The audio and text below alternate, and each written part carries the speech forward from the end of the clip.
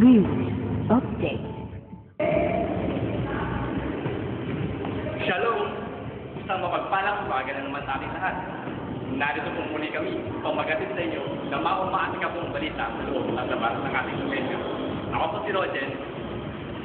At ako naman po si Ira at ito ang Next News Update.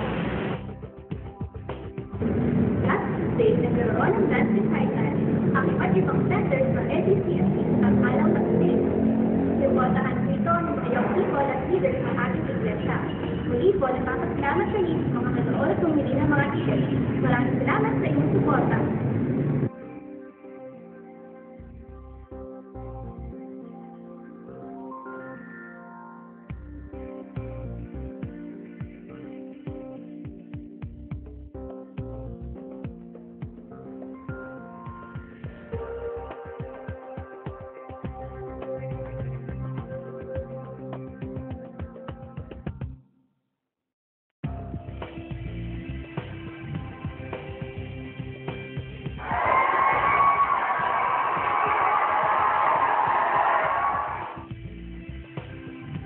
Our morning service starts at 10 a.m. and ends at 12 noon every Sunday.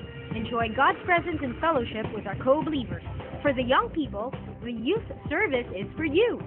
2:30 p.m. until 4 p.m. every Sunday.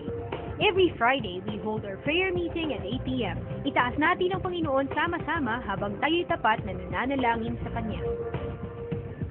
It's great to spend more time with our co-believers as we study His Word. So make sure na may cell group ka ng kinabibilangan. We hold our men's and women's joint fellowship every third Sunday of the month after our morning service. Huwag kalimutan! For all the church workers, don't forget our workers' fellowship every first Wednesday of the month. This is a great time to have fellowship with one another. Muli po ay naanyayahan natin ang ating mga kabataan na dumalo sa ating Youth Outdoor Fellowship this coming June 4, 2011. We will update you next week regarding Outdoor Fellowship. The right shall live by faith. Kaya magpatuloy tayo mananampalataya at umasa sa lumikha sa lahat ng bagay sa ating Diyos.